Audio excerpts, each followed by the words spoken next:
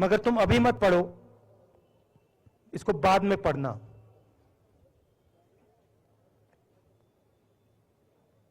और फिर वो मुझे गले लग के भाग गई। फिर मैंने सोचा अब पढ़ता हूं क्या लिखा है।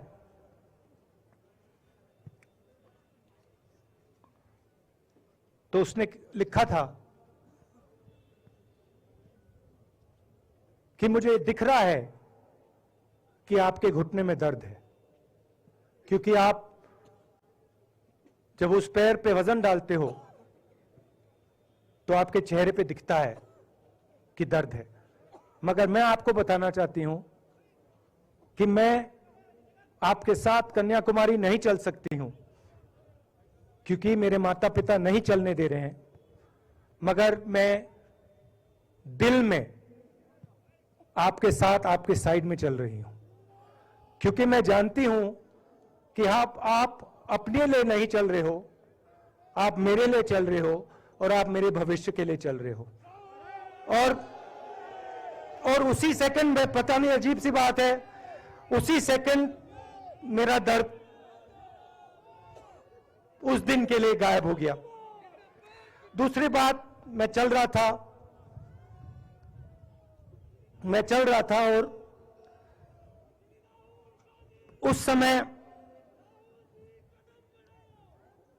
उसी समय वहां पे थोड़ी सर्दी बढ़ रही थी। सुबह का समय था और 4 बच्चे आए।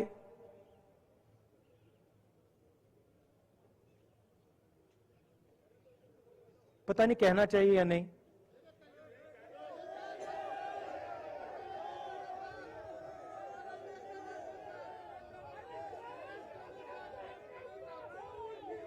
तो कह देता हूं, छोटे से बच्चे थे, भिखारी थे, भीख मांगते थे और मेरे पास आए। कपड़े नहीं थे। मैंने देखा शायद मजदूरी भी करते थे तो थोड़ी मट्टी थी उन पे। खैर मैं ये चीजें देखता नहीं हूं, तो मैं उनके साथ गले लगा, घुटनों पे गया, ऐसे उनको पकड़ा मैंने, क्योंकि मैं उनकी लेवल पे रहना चाहता था। और फिर, नहीं सुनिए, मैं ये बात कहना नहीं चाह रहा था मगर कह दूंगा। तो उनको ठंड लग रही थी, वो कांप रहे थे। शायद उनको खाना नहीं मिला था। छोटे बच्चे मजदूरी कर रहे थे।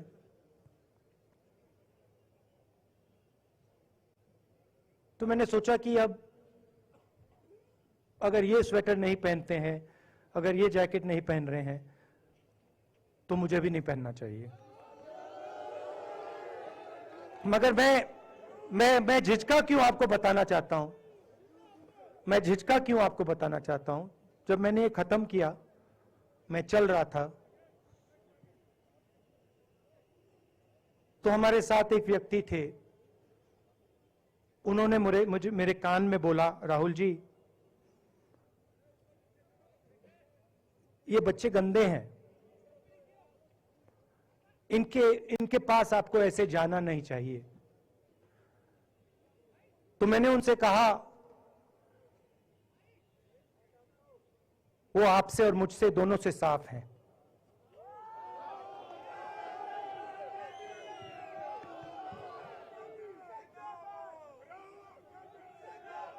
तो देश में कभी कभी ये विचारधारा दिखाई दे जाती है। दूसरी बात आपको बता देता हूं, शायद लोगों को अच्छी ना लगे। जब मैं चल रहा था, आपने देखा होगा कि बहुत सारी महिलाएं रो रही थी। आपने देखा? आपको मालूम है क्यों रो रही थी? नहीं, उसमें से बहुत सारी महिलाएं इमोशनल थी, मुझसे मिलकर रो रही थी। मगर उसमें बहुत सारी ऐसी भी महिलाएं थी जिन्होंने मुझे बोला कि उनके साथ बलात्कार हुआ है, उनको किसी ने मोलेस्ट किया है, उनके किसी रिश्तेदार ने उनको मोलेस्ट किया है। और जब मैं उनसे बोलता था, बहन मैं पुलिस को बताऊं, तो मुझे कहती थी, राहुल जी पुलिस को मत बताइए, हम चाहते हैं कि आपको यह बात मालूम हो, मगर पुलिस को मत बताइए, हमारा और भी नुकसान हो जाएगा। तो ये हमारी देश की सच्चाई है। ऐसी बहुत सारी और मैं कहानियां आपको बता सकता हूं।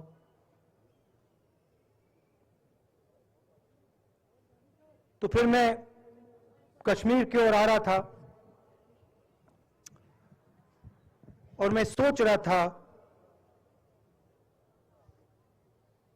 कि इसी रास्ते पे मैं नीचे से ऊपर जा रहा हूं। मैं सोच रहा था कि इसी रास्ते से सालों पहले मेरे रिश्तेदार नीचे से ऊपर आए, सॉरी ऊपर से नीचे आए, कश्मीर से इलाहाबाद गंगा की ओर गए। और मुझे ऐसा लग रहा था कि मैं वापस अपने घर जा रहा हूं।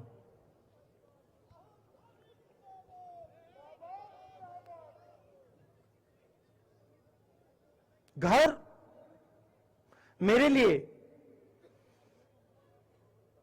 जब से मैं छोटा था, मैं सरकारी घरों में रहा हूं, मेरा अपना घर नहीं है। तो मेरे लिए घर, जिसको जो स्ट्रक्चर होता है, उसको मैंने कभी घर नहीं माना। वो मेरे लिए, मैं कहीं भी रह लूं, वो एक इमारत होती है, वो घर नहीं होता है। घर मेरे लिए एक सोच है, एक जीने का तरीका है, एक सोचने का तरीका है।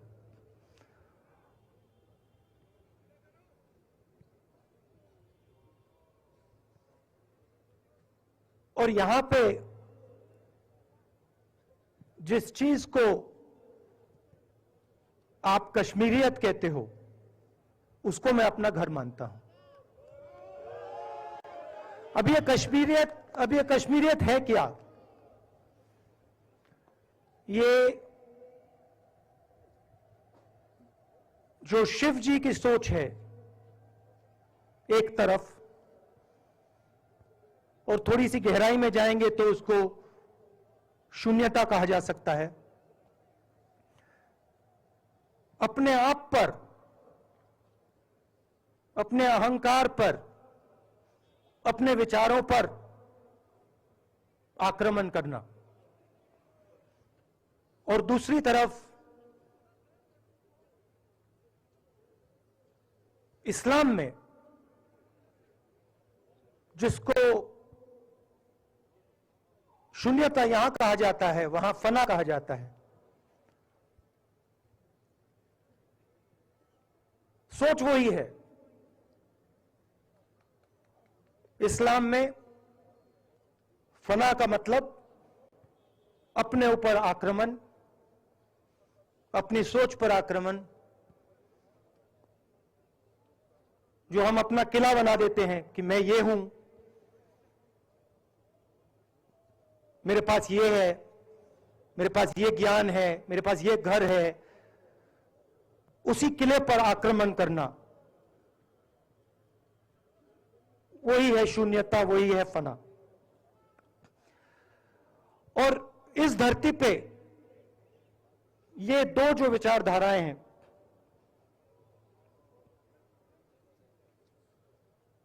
इनका एक बहुत गहरा रिश्ता है, और ये सालों से रिश्ता है, जिसको हम कश्मीरियत कहते हैं।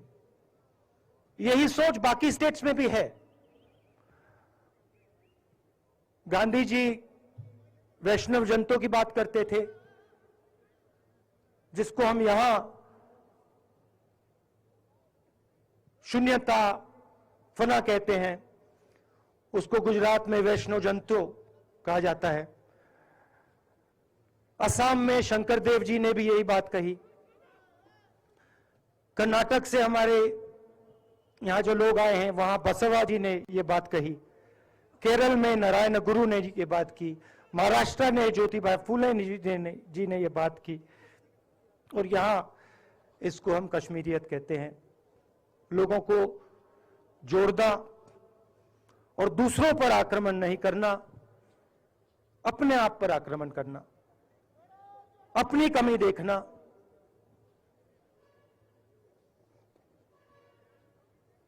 मैंने आपको कहा कि मेरा परिवार कश्मीर से गंगा की ओर गया था। इलाहाबाद संगम के बिल्कुल किनारे वहां पास में हमारा घर है।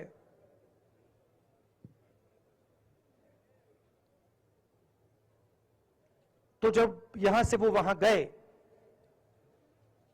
उन्होंने कश्मीरियत की जो सोच थी उसको गंगा में डाला था। गंगा में ले गए उस सोच को और उत्तर प्रदेश में उस सोच को फैलाया था, जिसको उत्तर प्रदेश में गंगा जमुना तहजीब कहा जाता है।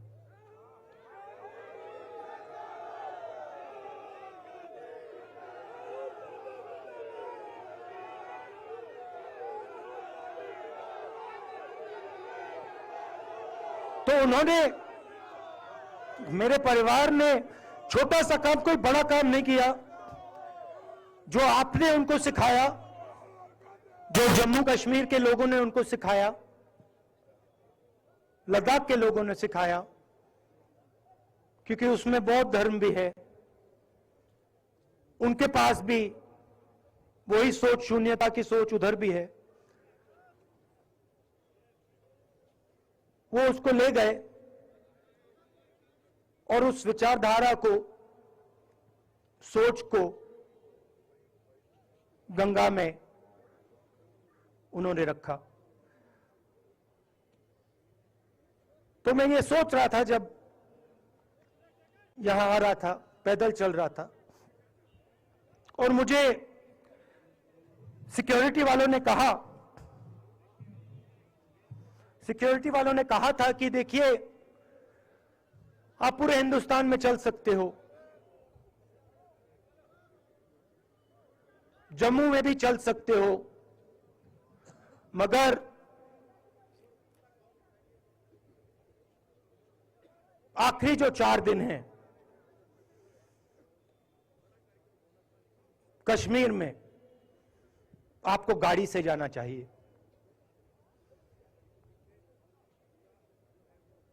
वेणुगोपाल जी ने मुझे कहा पहले, और जो ऑर्गेनाइज कर रहे थे उन्होंने कहा। 3-4 दिन पहले एडमिनिस्ट्रेशन ने कहा कि देखिए, शायद डराने के लिए, कि देखिए अगर आप पैदल चलेंगे तो आपके ऊपर ग्रेनेड फेंका जाएगा।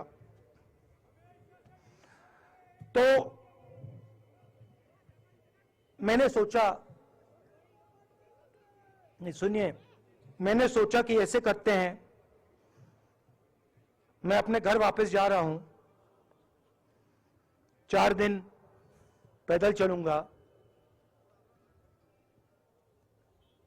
अपने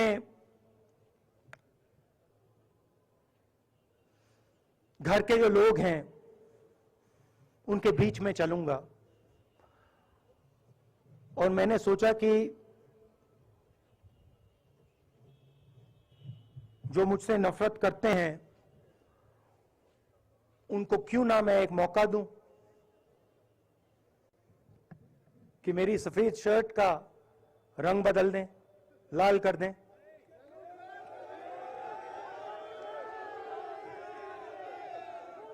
क्योंकि मेरे परिवार ने मुझे सिखाया है, गांधी जी ने मुझे सिखाया है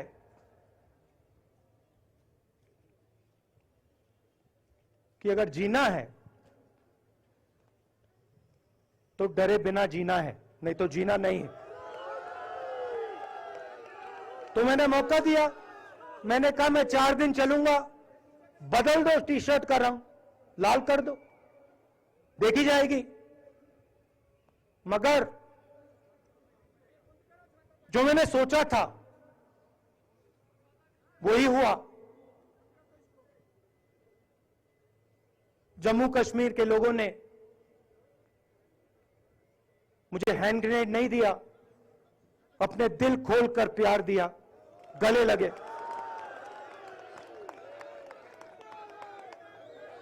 और मुझे बहुत खुशी हुई कि उन सब ने मुझे अपना माना और प्यार से, बच्चों ने, बुजुर्गों ने आंसुओं से मेरा यहां स्वागत किया। मैं अब जम्मू कश्मीर के लोगों से और जो यहां हमारे सेना के लोग काम करते हैं, सीआरपीएफ के लोग काम करते हैं, उनको मैं कुछ कहना चाहता हूं। सबको, जम्मू कश्मीर के युवाओं को, बच्चों को, माताओं को, सबको, सीआरपीएफ के, बीएसएफ के, आर्मी के जवानों को, उनके परिवारों को, उनके बच्चों को मैं कहना चाहता हूं, देखिए, मैं हिंसा को समझता हूं, मैंने हिंसा सही है, देखी है। जो हिंसा नहीं सहता है, जिसने हिंसा नहीं देखी है, उसे यह बात समझ नहीं आएगी। जैसे मोदी जी हैं, अमित शाह जी हैं, आरएसएस के लोग हैं, उन्होंने हिंसा नहीं देखी है।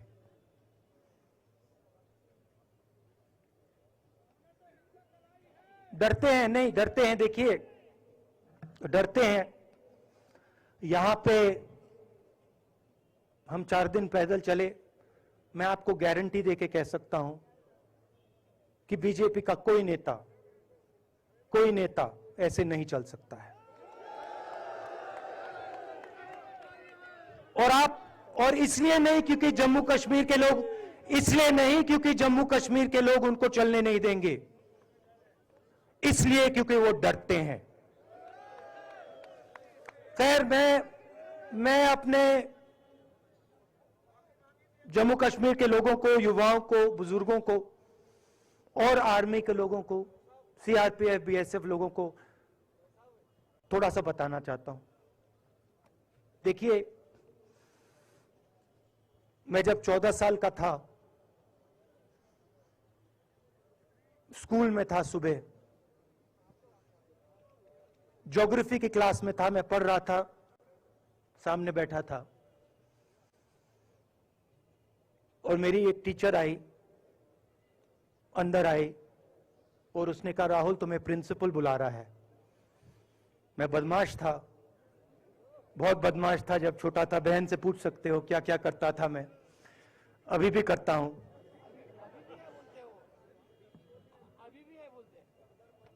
मैंने सोचा प्रिंसिपल बुला रहा है, मैंने कुछ गलती की होगी, अब मार पिटेगी। वहां पे केनिंग होती थी, मैंने सोचा था अब केनिंग होगी मेरी। मगर जब मैं चल रहा था, जिस टीचर ने मुझे बुलाया, उसको देखकर मुझे कुछ अजीब सा लगा। और जब मैं प्रिंसिपल के ऑफिस पहुंचा तो प्रिंसिपल ने कहा, राहुल तुम्हारे घर से फोन कॉल है।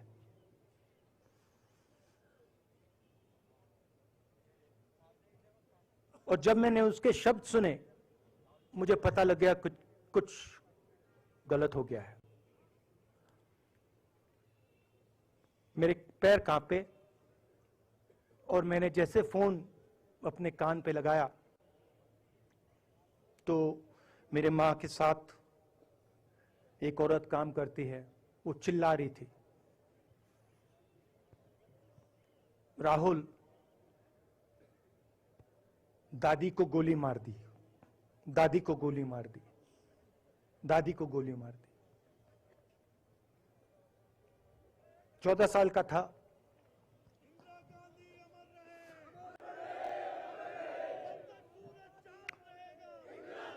देखिए, ये जो मैं कह रहा हूं, ये जो मैं कह रहा हूं, ये जो मैं अभी कह रहा हूं, ये बात प्रधानमंत्री को नहीं समझ आएगी, ये बात अमित शाह जी को नहीं समझ आएगी, ये बात डोवल जी को भी नहीं समझ आएगी, मगर ये बात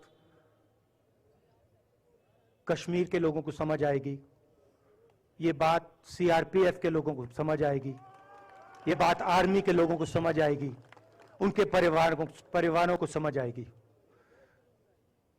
तो मेरे